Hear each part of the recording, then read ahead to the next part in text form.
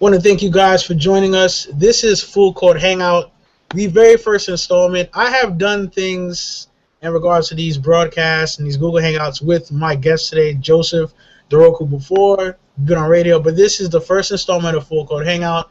This will give aspiring NBA writers and even some of the well-known NBA writers that we know that we'll have on here as guests a chance to talk with the fans via Google Hangout, which is a great tool to use. Today we'll be talking NBA free agency. First things first, I want to thank my guest, Joseph Duruaku, for joining me. Joe, how's it going, buddy? Hey, Desmond, it's going all right over here in Southern California. A little warm today, but nothing I can't handle. And thank you for bringing me on today. No problem, man. I just want to say, last night, a little bit before last night, or early this morning, the eve of NBA free agency was kind of panicky. I mean, then it started off with a bang. Adrian Wojnarowski's account, we know him as Woj, the GOAT. Yeah. When his account just started to blaze, then there was a fake Woj account. It was like Wojo Yahoo or something like that. That was getting everybody. They had people believing that Luol Deng had signed a deal with the Clippers and all that stuff. What is your take on how crazy NBA free agency is making people? In years past, I've been a huge fan of the NBA free agency. I love seeing the moves, and I love, where the hot free agents are going, what the market's looking like. But this year's, it's a little different.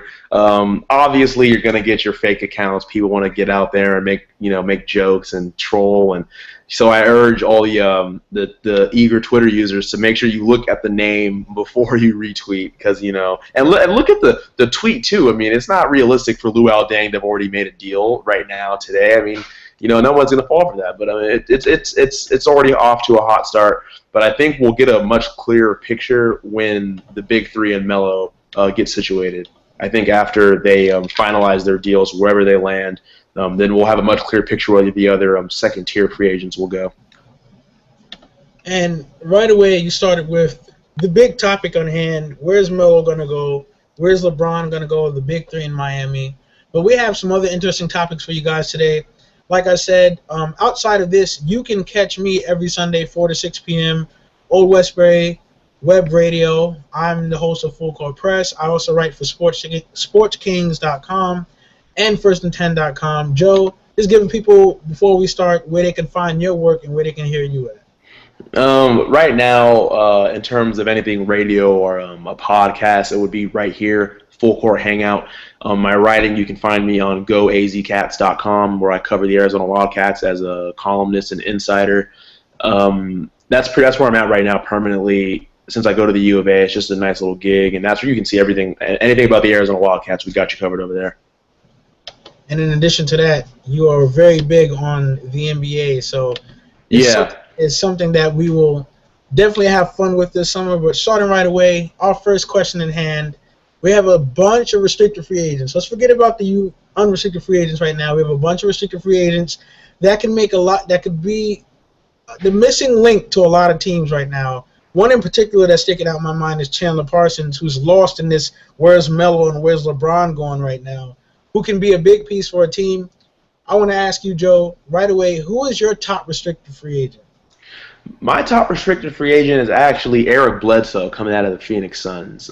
He had a breakout year. We all knew he had potential. He was just under Chris Paul. He was his backup, and when he got the move to Phoenix, we expected for him to blow up, but we didn't expect for him to have that great of a season, and actually turned the Phoenix Suns into a team that we thought was going to be bottom of the barrel, bottom feeders, just tanking for picks and moving and having a lot of moving parts. That's what was projected for the Suns. Bill Simmons and Jalen Rose on their pre-NBA podcast for Grantland had the Phoenix Suns, I think, ranked the 29th team in the NBA. So not much was expected, and Eric Bledsoe had a lot to do with the 40-plus win season that they had. And I think that that him being a restricted free agent, he's going to seek the max deal. I quite don't think he's a max player. You can't just give someone the max after one good year. He'll be seeking that, and I think that Phoenix, him being a restricted free agent, Phoenix having a little bit of cap space if they can, they probably will match it, because at the end of the day, they don't have that great of a shot at landing LeBron or Melo, even though they do have the cap space. So I think it's a 50-50. I think that I think that they know that, and I think that they'll match any offer that Bledsoe will get because they want to keep him and maybe as a franchise cornerstone. But then there is that slight chance that they may want to roll the dice on Carmelo Anthony or maybe a LeBron James, so they might not match Bledsoe. So right now, like I said earlier, we got to have the big three and Melo get situated before we see what these other teams are going to do, because there's so many moving pieces. And NBA free agency is revolved around LeBron and Carmelo Anthony right now. But my top free agent would be Eric Bledsoe. And Eric Bledsoe is, without a doubt, one of the more sensational athletes that we have in the NBA.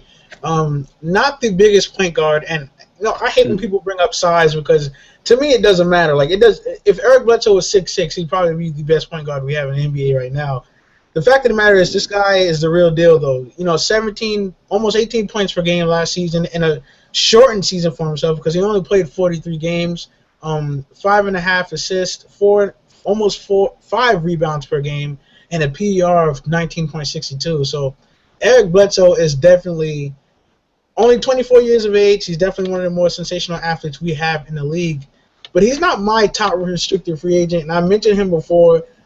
I know people look at me like I'm crazy with this one, but I like Chandler Parsons. I think Chandler Parsons is a really good perimeter guy. I think at the small forward position, 6'9", 227, if he goes to the right team, not only will he add that three-point shooting that teams desperately need now, because we just saw the Spurs lay it on the Miami Heat like no other with that three-point shooting, but the perimeter defense, his length, his ability, he's not just a shooter. He can slash to the hole and he can get his buckets that way.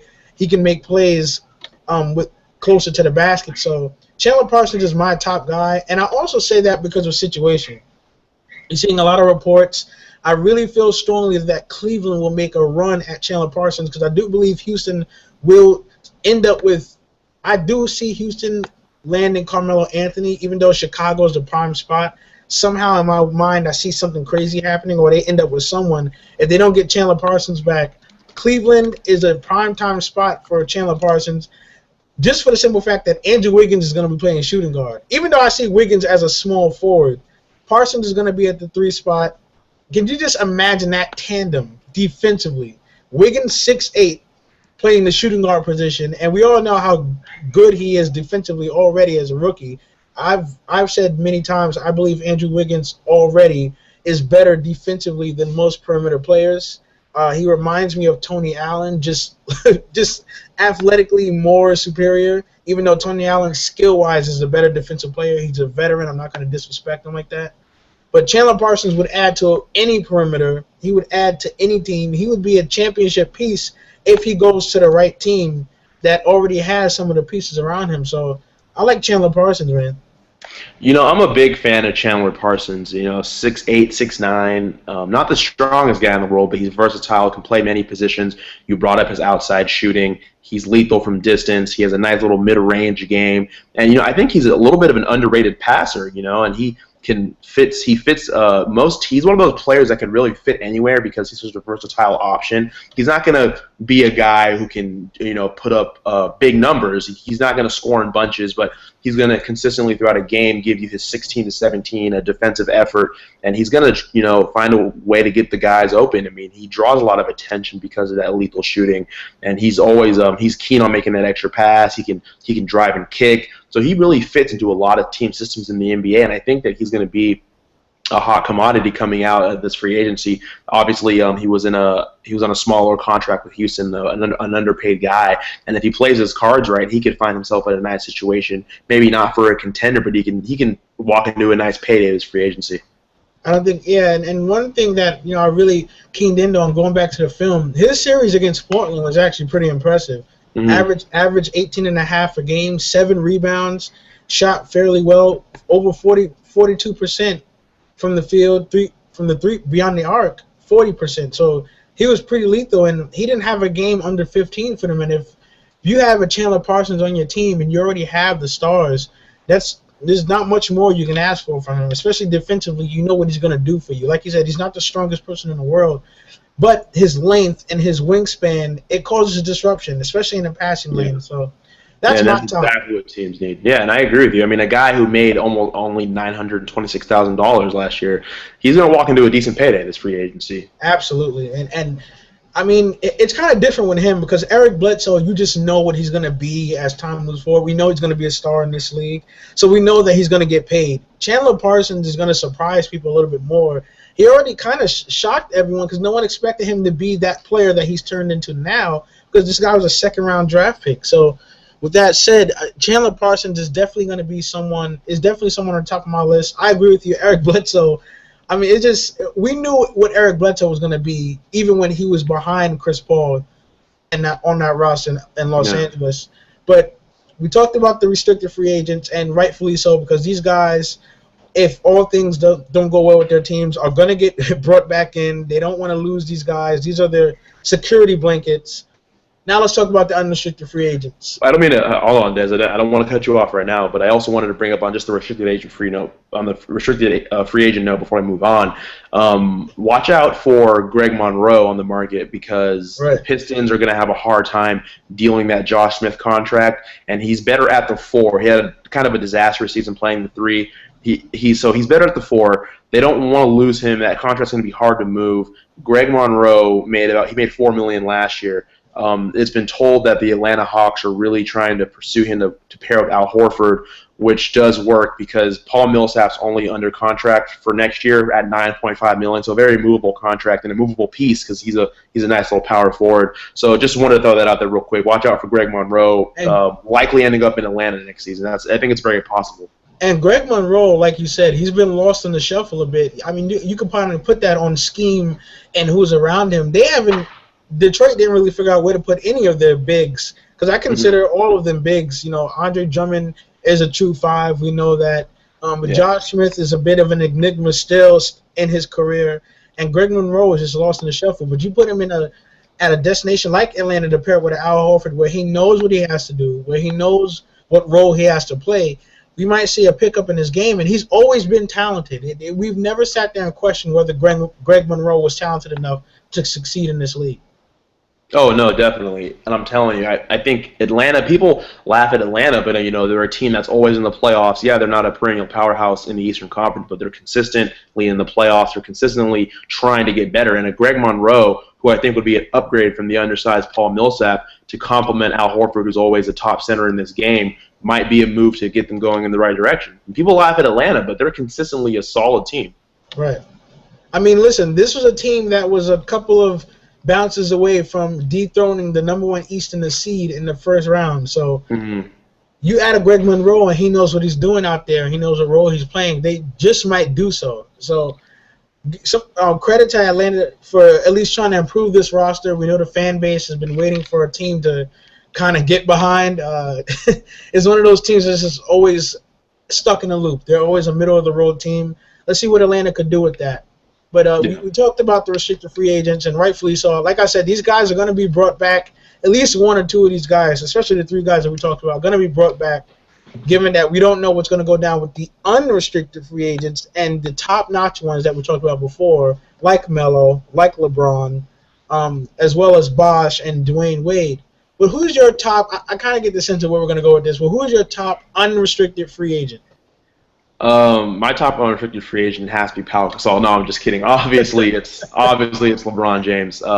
It starts and ends with him, the best player on the planet. Kevin Durant had the MVP, but it's still LeBron's league. He's still the guy at 29, turning 30 in December. I keep saying, I said it a couple times on the show already. We got to wait until to see what they do. I think all signs are pointing towards Miami. It's being reported that they have the contract situations for James, Wade, and Bosh all situated, but they're going to want Pat Riley to go out there and make moves first before they situate them. And it was just reported recently, like about a minute ago, that the Heat are calling agents and telling them that they'll have about $12 million in cap to make some moves and offer free agents. So obviously not the rebuild, but the retool in Miami is imminent. And LeBron James is my top unrestricted free agent. For obvious reasons, I'm not going to be a dead horse here. Best player in the NBA, 4-time MVP, 2-time champion, 4 straight finals. He's clearly doing something right. The NBA revolves around him. He is the NBA right now. This is his league. And I think he's going to go back to Miami. The only way he is not landing in Miami is if they find a way to royally just screw up free agency and not bring in any notable bring in any notable free agents. But other than that, which I think Pat Riley will be able to do because he did land LeBron in the Big Three originally, so obviously he knows what he's doing when talking about bringing in a free agent. So I think he'll be able to do that, and I think that they'll be able to adjust and bring back LeBron James for the next season. And I'm going to have to agree with you. I mean, it's just that simple. LeBron James is the top unrestricted free agent. But I'm going to go in a different direction here. We all know he's the best player in the league. We all know what he's able to do, multiple positions, offensively and defensively. The best two-way player in the game.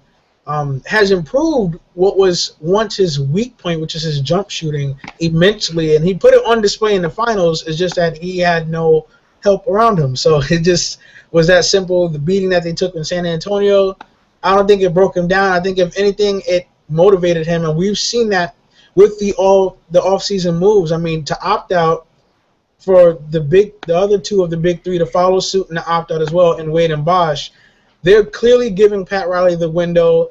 They trust Pat Riley just for the simple fact that if you don't trust Pat Riley, it's sort of like a smack in the face. Like if you don't give him time to rebuild that team, just for the simple fact that it is Pat Riley. Like not only is he a Hall of Fame coach, but he is one day going to go down as a Hall of Fame executive, and it's just that simple. But it's weird looking at it now. You know, I brought it up last night. You know, LeBron James' last free agency, with the decision and everything, he visited every single team that was a suitor. He visited New Jersey, formerly New Jersey, now they're the Brooklyn Nets. He visited the Knicks. He visited, he sat down and met with Cleveland, and he met with Miami. This time around, he's telling all teams, listen, call my agent. I'm not going through the meeting process. He knows what he wants. He wants to stay in Miami, but there's an ultimatum. If you can't get it done, if you can't find a way to bring in not just notable, even I'll agree with you, notable, but high IQ, impact role players to go around myself, Wade, and Bosh, because I think what's also getting lost in this is, despite the fact that we may not have the faith in Dwayne Wade anymore, it seems like LeBron James still has the faith in Dwayne Wade to get it done. It seems like he also still has the faith in Chris Bosh to play at championship level basketball. So I don't think he's lost faith in the big three, but he's keeping it smart this time around. He's like, listen, I'm going to give you a chance we're going to give you a window. We're going to give you a chance to improve this team. But on one end, there are suitors out there, and I'm going to have to make moves if you don't get it done. So it's very interesting to see LeBron operate this time around because he is showing faith in his team. I didn't think we'd see that, but he is showing faith in his team, especially in Dwayne Wade, because they did have a meeting. Bosh, Wade, and LeBron, they had their big three meeting before they sat down with Pat Riley individually and talked about the opt-outs. And it's the way it's looking, he's going to give Riley not a chance just to build around him, but to build around the big three. Yeah, no, you're exactly right. And I think that, I think LeBron's all in on Miami. Pat Riley's coded message at his exit interview saying you don't find the first door and run out of it. I mean, that was clearly directed at his players. You don't, you lose, you go through pain in the NBA, and that was a hard loss, but you don't just jump ship and go to the next team that's going to help you win. And and that was definitely a message to LeBron James. Regardless of what they'll say, that was directed towards him, and I think that they're ready to come back at it. And honestly, I think Miami will be right back in the picture. When they finish signing up these guys and getting them ready for the next season, they'll be right back in the picture. I mean, look at San Antonio; they've done it for 15 years. And I think they did it last season. They did it last season, beat down Miami. So there's no reason to think that these guys are going to leave unless, like I said, the Heat royally screw it up. I'm hearing LeBron James is demanding the max, but knowing his track record as a guy, I mean, honestly, LeBron James has been underpaid his entire career. If we're being honest. His first year in Miami made $14.5 million. That's a beta dog salary, a guy who's second in command, and he brought that in $14.5 million. Yes, he makes a lot of endorsements, but I mean, if we're being honest, LeBron James should be getting Kobe Bryant's salary. So he's a guy who's been underpaid, and he's been okay with that. I mean, $17 million is still underpaid. So I think that the reports about him demanding $22 million, I don't think that's true. I think when he sits down with Pat Riley and Pat Riley says, look, if you take $22 million, we'll happily give that to you because you've earned it. You're the best player in the league. But if you scale that back and, take $18 million, maybe $19, or even $17.5 million again, that gives us more room to help you. You know, coming on 30, we have to look at minute management for you. You know, a guy who's literally had every team he's played for's weight on his shoulders since he was 18 years old. He's been carrying franchises forever, for 11 years now, over a decade. It's time for minute management. You're 30 years old. You're not 25 anymore. If you take this amount of money, you know, we can help you even further. And I think LeBron James, being his track record, I think he'd be willing to do that. So don't be surprised if you see LeBron James sign for $17.5 million a year or $18 million a year instead of the $22 million that's being reported that he's demanding. Because I mean, be honest, it contradicts what he's opting out for. Exactly. And that's the big question with him demanding the max is, why would the 4-time MVP, who's all about being unselfish, including his in regards to his money as well, we're not even talking off the court, he's unselfish when it comes to making money. Yes, when Miguel Cabrera got his big deal in Major League Baseball, LeBron voiced how jealous he was of the cap in the NBA and the fact that MLB has no cap. But the fact of the matter is, LeBron James wants to win. He's all about winning as a team, and he just suffered defeat at the hands of a true team. That's what he wants. That's what his game is predicated on. It's quite funny. We always say that LeBron James could fit on any team. If LeBron James were on the Spurs, it would be ridiculous because that's the basketball that they play. Yes, he's the best player on the floor. Yes, he's going to go out there and score the most points. But I get the feeling that LeBron would have rather had the finals that he had in 13 when he averaged about, what was it, like 23 points a game that he had? But the assist numbers were up, the rebound numbers were up, and almost everyone was hitting their shots. Instead, in this finals, he showed out offensively and was, draining buckets like crazy, but his assist numbers were down. And that's not a LeBron type of stat line. LeBron's stat line is 25, 26, 27 a game, maybe 7 assists, 7 rebounds, maybe even a higher number of rebounds, but the assist numbers are really low. LeBron James wants to get back to team basketball because we talked about the stardom that Miami has. Let's not forget that this team also plays team basketball. Miami is a team, loves the team aspect of the game. That's why they joined in the first place. It's not like they're all just playing iso ball and like, okay, no, they love to pass the ball. Even in Cleveland, LeBron was making guys look better than they were. So, with that said, I agree with you. The demanding the max, it contradicts his old psyche, his vibe in regards to selflessness, and we'll see what happens with that. Yeah, I don't know if you I've been trying to keep on top of the free agency. Like I said earlier, I do some insider work for Arizona, so I get to talk to a lot of GM and stuff. And so, I'm not claiming, I'm Woj and all them. I don't have that type of track record. But I mean, I hear little things and tidbits. I think Woj has a wiretap. I think Woj has a wiretap. Honestly, I think Woj tells the GMs what they're going to do, so then he reports it before they even. I think the Woj is the GM of he general manager. He's the GM of every team. Of every team, he tells them what they're going to do, and then he reports it. I mean, that's how it's amazing how quick he is to these stories. He is on top of everything. Not only quick, he's efficient. Yeah, nobody is on his level. I mean, has he been wrong? If I've missed something. But I think they're reporting that LeBron was looking for max money, maybe towards a short-term deal of like 2 to 3 years. 1 to 2 years was what it was. Right. Which doesn't make sense at this time in his career because, like you said, he's hitting his 30s. Yeah. LeBron is looking for the long-term answer to winning championships. Like he's not looking for another 1 2 years and like, all right, man, I need to bounce.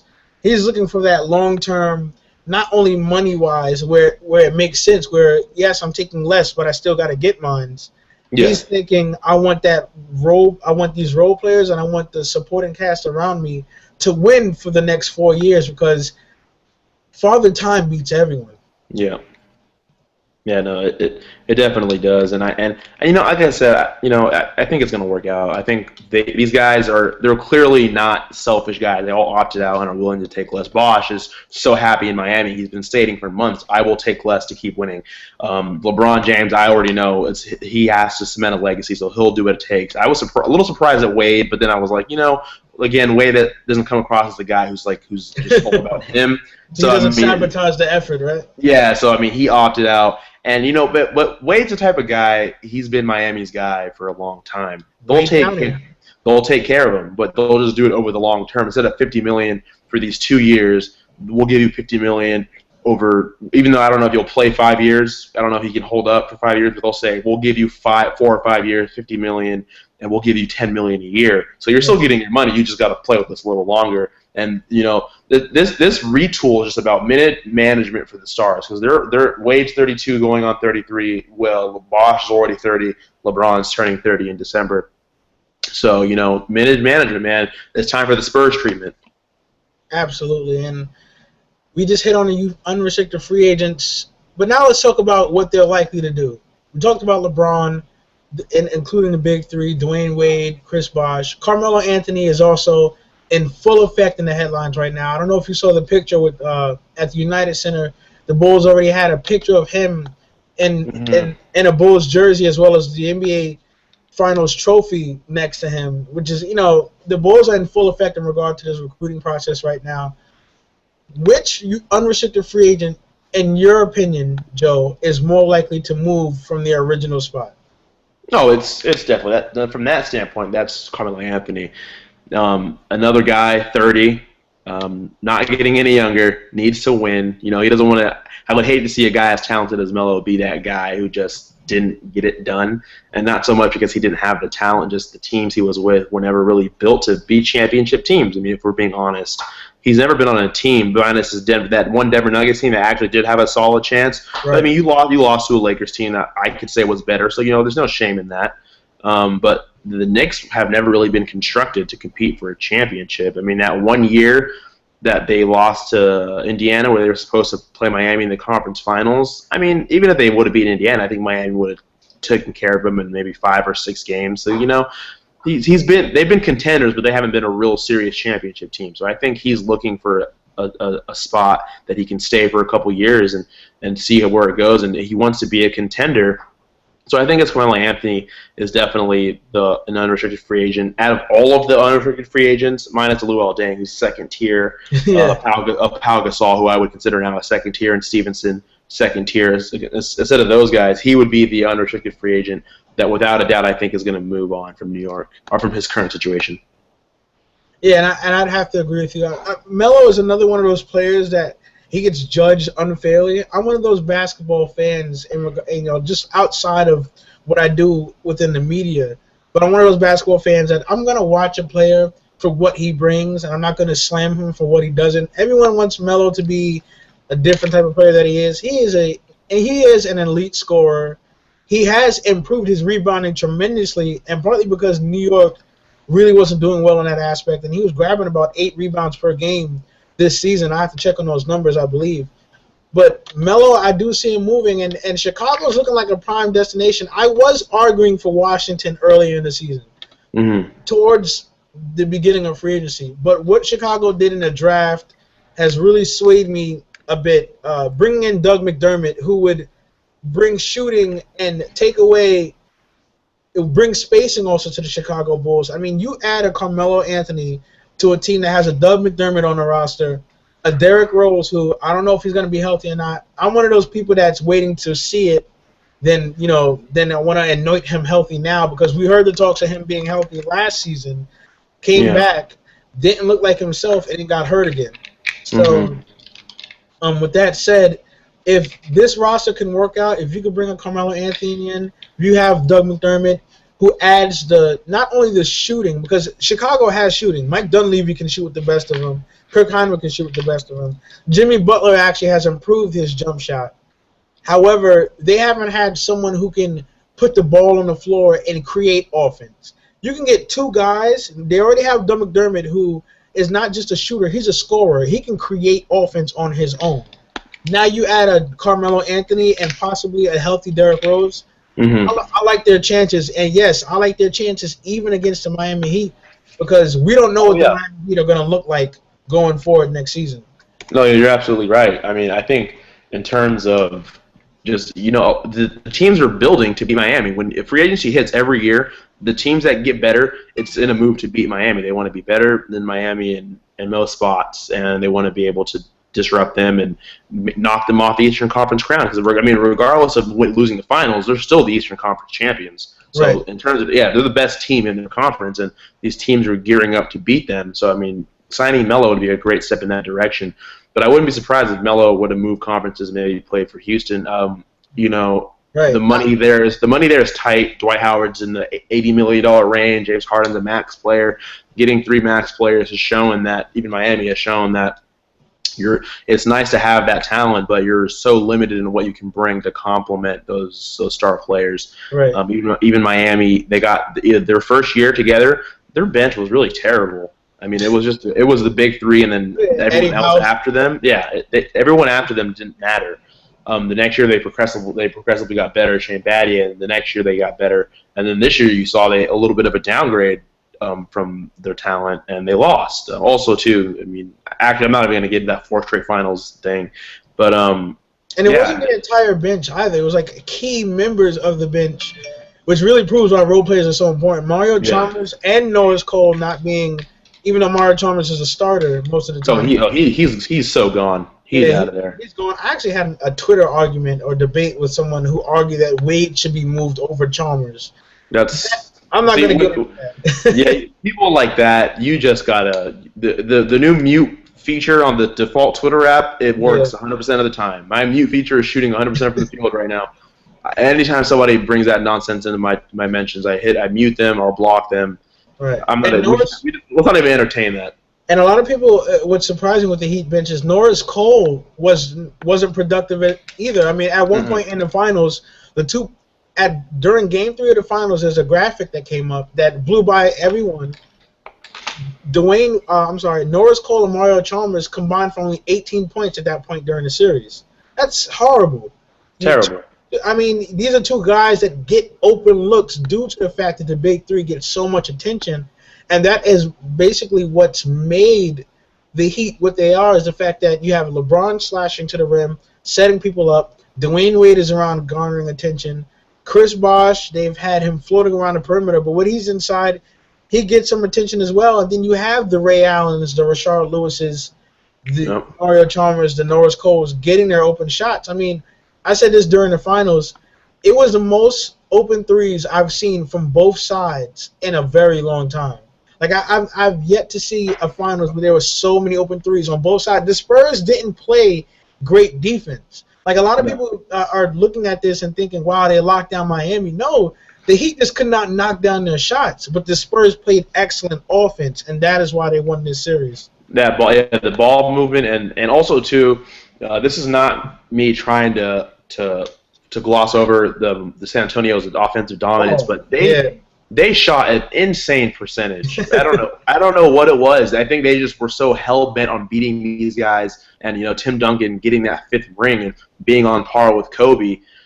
They shot an unreal percentage, and it's honestly it's deflating as a defense when you have a hand in someone's face and you see every shot fall through that net. You're just like, what the hell can I do to get these guys to miss a shot? And like I said, credit to San Antonio. They were locked in. That ball movement was unreal. One of the best passing teams I've ever seen in my years of watching basketball. But, I mean, it's rare where you see a team just be that efficient. I mean, that was some rare efficiency that they produced. So, And I know we're getting a little bit off topic here. We were talking about Melo, but just one last point about that. But, if I'm Carmelo Anthony, pay attention to that. That's why the Bulls are a prime destination. You don't want to get in that situation and have your team just suffer an offensive onslaught. The Bulls are a great defensive team. And, a lot of people don't believe in Melo's defensive ability. He doesn't really need to be a defensive stopper if he has those defensive pieces around him in Chicago, plus a Derrick Rose who will stifle a point guard unless their name is Russell Westbrook, because Russell Westbrook is just a rocket shot out of a cannon. But with that said, going back to our original point, Carmelo Anthony, I do see him moving more so than any other unrestricted free agent in the elite tier, because that is not all the fans care about, but that is mostly what fans care about. Yes, we want to see where Luol Deng goes, because he can still be a viable piece. We want to see where all these other guys go, but Carmelo Anthony, much like LeBron James, even more than LeBron James, is generating headlines more so because he is a title piece. Don't get it twisted. He's not LeBron James and he's not Kevin Durant, but Carmelo Anthony can score with the best of them. He's elite, and he's still a top 5 player in my opinion. He's been a top 5 player for some time now, in my opinion, but a lot of people haven't agreed just for the simple fact that they want to restrict him and put him in this bubble for what he does and what he doesn't. No. Look at it in a whole vacuum. Carmelo Anthony is a top 5 player. If he joins the Bulls and Derrick Rose is healthy, that's 2 top 5 players on the same team. Because if Derrick Rose is completely healthy, that means he can be himself or some of what himself used to be. And that's at least a top 7 player. So that should be interesting to see. And who's also lost in that is Joakim Noah. I love that Joakim Noah is recruiting because he's one of the top. He wants to win. He's one of the top bigs in the league, and not only just defensively, which is like his calling card.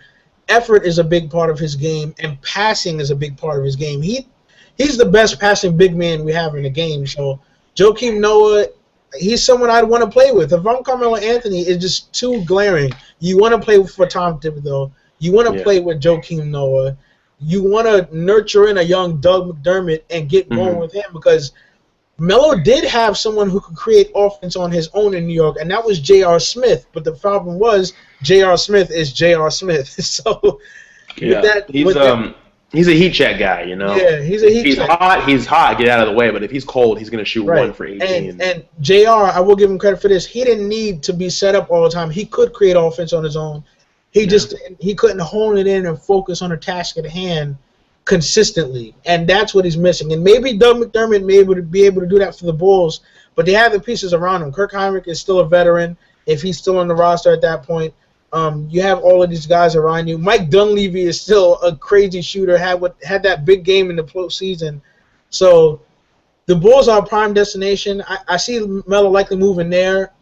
The Houston Rockets are still in the back of my mind, but that Western Conference aura, I don't want to say that LeBron James and Carmelo Anthony are afraid of anything in regards to the Western Conference, but the fact that the East, and you know, it's life, it's not fair, but the fact that the East is easier to get through is a valuable asset to these guys. They want to win championships. Yeah, it's a factor. You can't get over that. So the fact that the East is easier to get through, Carmelo Anthony, he's definitely looking at that. And if you join the Bulls and you can get a healthy Derrick Rose, even if you have to manage his minutes Wade style, it's just another big time move for Melo. And I'd actually be happy for him because we've been seeing some struggling from him, and he's been playing through it. I mean, what he's had to deal with in New York in regards to the supporting cast and what he's been asked to do outside of what he usually does. It's been quite sad to watch, but Carmelo Anthony, I agree with you. He's most likely on the move. Yeah, I think so too. His time in New York is up. I mean, so he tried so hard to get traded there, and it just didn't work out in terms of winning. But I was during our time on the show, I've been tracking some free agency stuff, and it's being pretty heavily reported now by a couple of national guys that Bosch is willing to start at $11 million and Dwayne Wade's willing to start at $12 million for new deals. That's if they're willing to start that low. This is just me and making maybe I guess you could say an off the wall prediction. I don't think it's off the wall prediction. But this because anything it's not a pipe dream. When everyone thought the original big three of Miami wasn't going to get together. Right.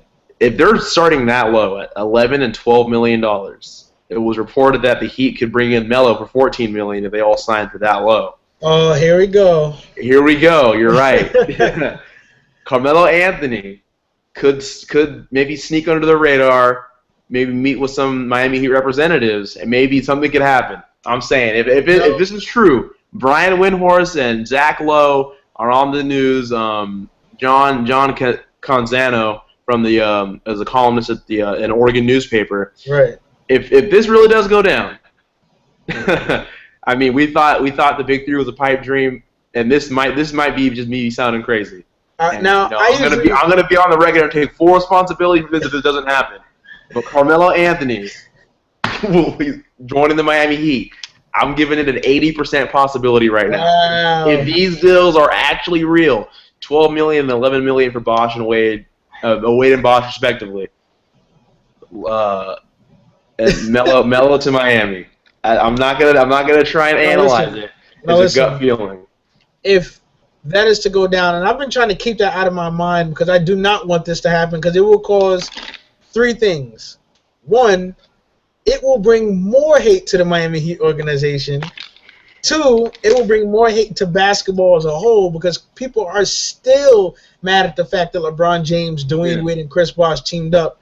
And three, we wouldn't be able to watch a game in peace because if they win, it's cheating because they have these four guys together. and if they lose, they shouldn't have lost. So, yeah, exactly. So as fans, there's no winning. As the media members, there's no winning. No, I mean we'd be winning because we'd have headlines to talk about for days. Oh yeah. But the fact of the matter is, as fans, I wouldn't be able to watch a game in peace. I wouldn't be able to go. I wouldn't be able to go to Buffalo Wild Wings or something with my friends because they'd be killing me the whole time. I wouldn't be able to do it. Listen, I hope this doesn't happen. And I'm saying this as someone who Dwayne Wade is my favorite player of all time. I'm a fan of the Miami Heat. I like LeBron James. You know, I'm a big fan of his. Please, Pat Riley, do not do it. You're going to hurt the NBA. I'm telling you, listen, it's going to be bad. And I never say this about free agency because I'm a big supporter of free agency. And I don't mind when stars team up because the fact of the matter is you look throughout NBA history, stars were always on teams together, whether it was draft-wise or whether it was in regards to free agency. But, no, this cannot happen. Listen, Carmelo, go to Chicago, all right? Don't do this. Don't do this to me. I can't do it. But with that said, we got a little bit of topic. See, Joe, you see what you caused? I'm sorry. I had to plug my prediction in there because if it happens, you know, I'm just gonna say I was one of the first. I wouldn't be able to handle it. Everyone would get slandered. The entire Heat organization, it would just be there would be so many memes. Yeah. On everything, it would be crazy. And in this Twitter age, we just cannot have that happen. Now I'm going to be the president of the Carmelo Do Not Go to Miami campaign. This is crazy. I never thought of myself saying that. But we're still going here, guys. I want to thank everyone for tuning in. I'm sitting here with Joseph Duruaku, talking NBA free agency. He just dropped a bomb on us, trying to step away from that mode. But we talked about the unrestricted free agent show. Let's get back to the restricted free agents a bit. The Chandler Parsons, the Eric Bledsoes, those guys. The second-tier guys. Right. Yeah. Which one of those guys are more likely to be moved? And you said unrestricted guys? The restricted free agents. The restricted free agents. Okay.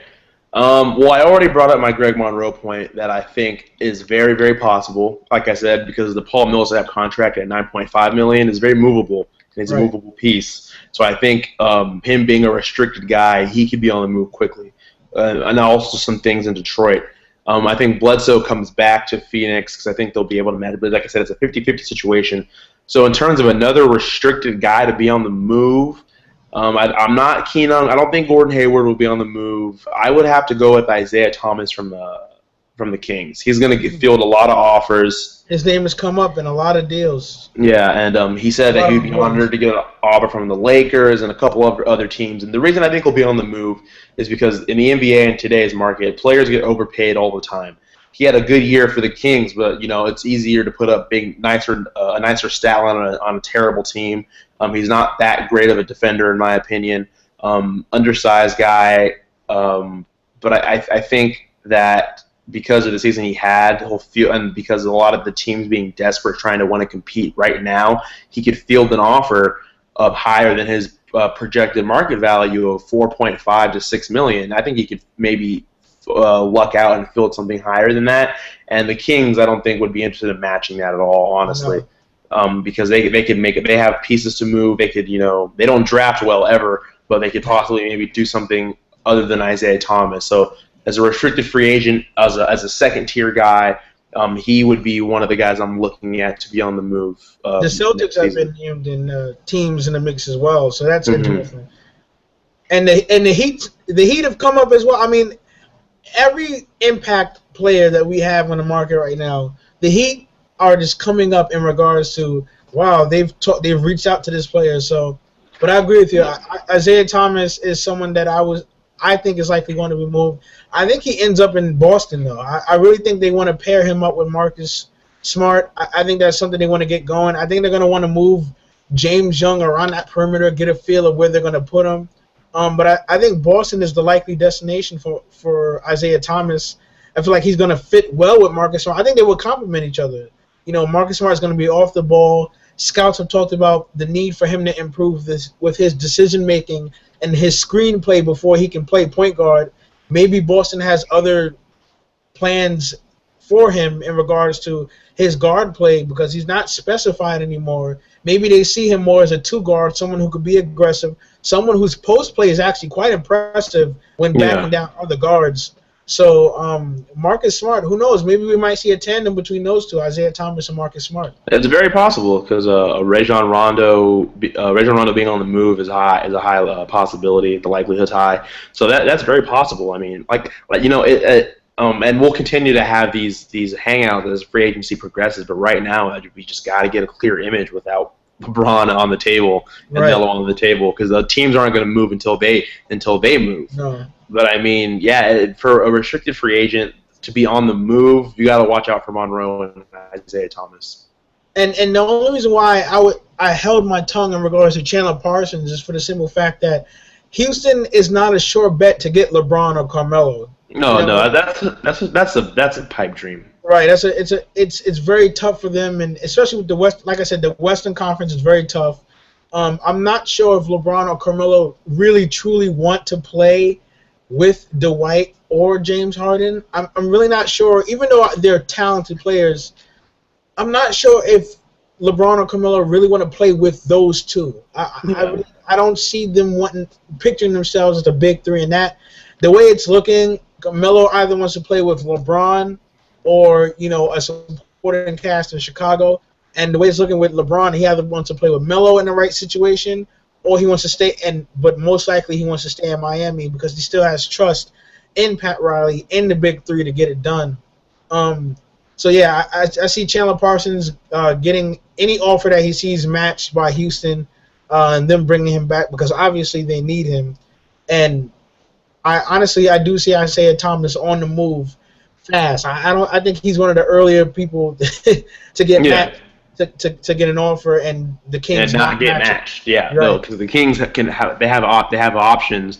I think the Kings are just going to be terrible for a long time because management just doesn't like to make the right choices. But they do have options for finding another point guard. I mean, honestly, yeah, he had a good season, but I don't think he's going to duplicate that anywhere else. So I mean, like the side-by-side comparisons with Kyrie Irving. Kyrie Irving just came through an injury-plagued season. Yeah. The lone warrior for Cleveland. Yeah, now the side-by-side, obviously people who are stat craze fans like to do those type of things. I mean, obviously Kyrie's the better talent that you would bring onto a team.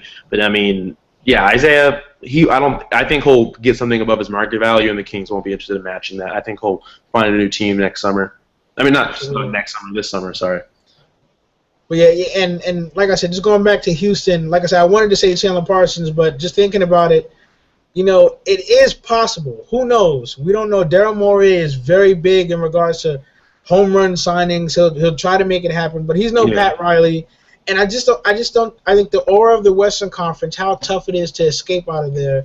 I don't think Melo or LeBron see Houston as enough to get through it. Plus, the point guard position is not settled at all. No. And so we'll see what happens with that. But with that said, we're going to get towards our last topic of the day here. Joe, I just want to thank you again for joining me. I don't know. I've had fun with this. I'm still reeling off of that bomb you dropped, man. I don't want Melo going to Miami. Oh, man. I'm not a Miami Heat fan. I'm a fan of LeBron James. I mean, people have said I hop on the bandwagon. It's not that. I mean, LeBron James could have gone to the Toronto Raptors, and I would have wanted them to win just because I want to see LeBron James win as many titles as he possibly can. I'm a huge LeBron James fan. Dwayne Wade, like you, is my favorite player of all time that I've seen growing up watching. But LeBron James is the best player that I've ever seen. Better than Kobe, better than a lot of guys that I've ever seen. Oh, don't start that! Don't start that! We're crazy. We're not going to start that. So I mean, So it's honestly, Melo going to Miami doesn't have any effect on me as a fan of the game. I mean, it would be fun just to see a big four. You see a big three, you haven't heard of a big. That would be a legitimate big four. So but people have to look at other things too. It's not just about bringing talent together. LeBron and Melo are ball dominant guys. How do they share touches? Like people said, bring Kyle Lowry in. LeBron's never played with a real point guard. I mean, Mo Williams was an all-star by default due to Allen Iverson. The point guard. Yeah, he's always been the point guard. But Mario Chalmers is just there, honestly, to fill point guard spots. He's not that good of a player. And even then, LeBron James is the point guard on the team. He plays point forward. He's always been the point. So, like, you bring in a Kyle Lowry, how does that affect the system? Does LeBron James start playing more off the ball? Like, little things like that have to be looked at. You can't just say, bring in the big four and they're going to win. That really doesn't work, because when you brought in the big three, it took a while for LeBron and Wade to figure out who the guy was going to be. All along, it should have been LeBron James. He's the better player. But, I mean, Dwayne Wade was still healthy, and they were like, okay, that little system of, okay, you go, then I go, then you go, then I go wasn't working. They were at one point 11-9, Right. So it's bigger things need to be looked at than just, sign them to a contract, and since Melo's good and LeBron's good, then they'll both be good together and then they'll win. Like, that's just, basketball doesn't work like that. This is not NBA 2K where you based off ratings. You just put a team together, put up my team and see who wins the most games. There's styles in real basketball, and they might not mix. You don't know that. Right.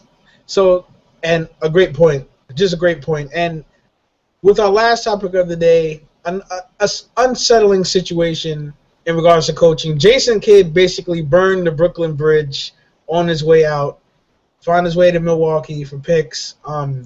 Basically screwed Larry Drew out of a job. That was so wrong.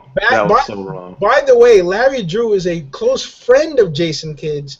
He was an assistant on that Net staff when Jason Kidd was a player. What are your thoughts on the Jason Kidd situation? He got hungry for more. He saw how young coaches were coming in and getting huge paydays. He wasn't getting paid as much as they were. He saw how for young first-year coaches are not in Doc Rivers' case, a coach that was new to the organization, getting powers of head of basketball ops and stuff like that. And he got power hungry. He wanted to fill that appetite, made a power move. The Brooklyn Nets said, "Are you kidding me? No, this is your first year. You got to earn that type of stuff." So he was like, "You know what? Screw you guys." And for some reason, I have no idea why Milwaukee is high on Jason Kidd. I mean, let's be real. The reason that he had, I would say, a middle-of-the-road season was because he had a nice talent in Paul Pierce, who is not yet, quote-unquote, washed, but it can still play at a high level. So, and their role players are playing great, too. And they had great role players. Blatch had a great season. So that's why – exactly. That's why Kidd was – that his team had a middle-of-the-road season, but I don't think he had a lot to do with that. So he goes to Milwaukee. They offer him what he was looking for. So obviously, what anyone would do, they take it. It's more money and it's more power. So he fell into a good situation. I don't think he's going to have much fun playing with using those guys as moving parts as a team that's struggling. Yes, he has Jabari Parker, but that's going to be a long rebuild project in Milwaukee. Basically, it's just a terrible situation. I don't think he had any room to demand head basketball operations and a head coaching gig. You got to earn stuff like that. Doc Rivers earned it being a champion, working with a lot of talent.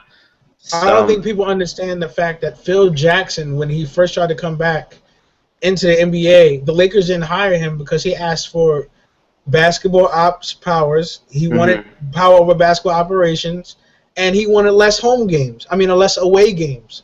He didn't get hired because of that. Instead, they hired Mike D'Antoni. If Phil Jackson is not getting hired, if Phil Jackson's demands aren't being met, then no way in hell Jason Kidd's demands should be met. And a lot of people were forgetting that too. Like, how come Jason Kidd didn't get that? This guy, listen, Phil Jackson didn't get it recently, and he already had all his championships. And he has 11 as a coach, and he won 2 as a player. So his basketball mind is far light years past what Jason Kidd brings to the table, and he didn't even get what he was looking for with the Lakers, a team that he three-peated with and then won 2 more with. Exactly. And 5 rings with that team, and he didn't even get that. So Jason Kidd had no right And honestly, it was a little disrespectful to make a power move like that after a mediocre year. And he got what he wanted in the Bucks, and they're going to struggle over there. I don't think he's ready to be a head coach. I already thought it was ridiculous for him to be a head coach coming off being a player, and now he's head of basketball ops. And it's, I mean, when you read the reports from Adrian Wojnarowski, the man who actually broke the story of Tim Bontemps, when you look at how they talk about the coaching fraternity, how other coaches around the league are just disgusted, it just leaves a sour taste in your mouth. Like, you're Jason Kidd, you were a fan favorite at one point. You know, we didn't believe in you as a coach, but we still kind of gave you that vote of confidence just because we remember the Jason Kidd of the old. We were always, even if you weren't a Nets fan, you loved Jason Kidd. To this day, I have only seen one point guard run the fast break better than Jason Kidd, and that's Magic Johnson. Right. So, I mean, the guy was good.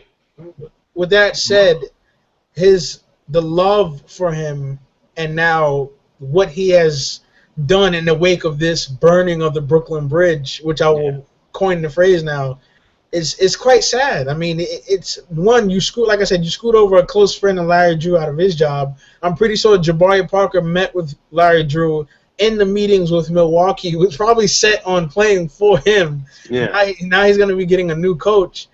It's going to be interesting. I mean, it's one of those situations where it's unfortunate and it leaves a sour taste in your mouth, and now we just got to sit back and wait and see. Exactly. It happened, and we can't change it. Milwaukee obviously is all in on Jason Kidd, bringing the franchise back into at least some type of a recognition in the NBA. It's not just a bottom feeder. So, I mean, I'm not gonna wish ill will on him. I want him to do well. You know, I want him to do well. You know, hopefully he can make it work. But I just don't think it was the right move at all. I know he went about it the wrong way. It's just mind-boggling, totally the wrong way. But Joseph Duruaku, I want to thank you for your time. This is Full Court Hangout. Like I said, you could find me on Twitter at D3SP4. I write for SportsKings.com. You catch me on here as well as Old Westbury Web Radio. You can find Joe on GoAZCats.com. You can find him on Twitter, even though he changes his handle every few weeks, Joe. Every few weeks. I keep people guessing. At Joseph GoAZCats on Twitter. I want to thank you guys for watching. You have a good one, and we'll see you next time.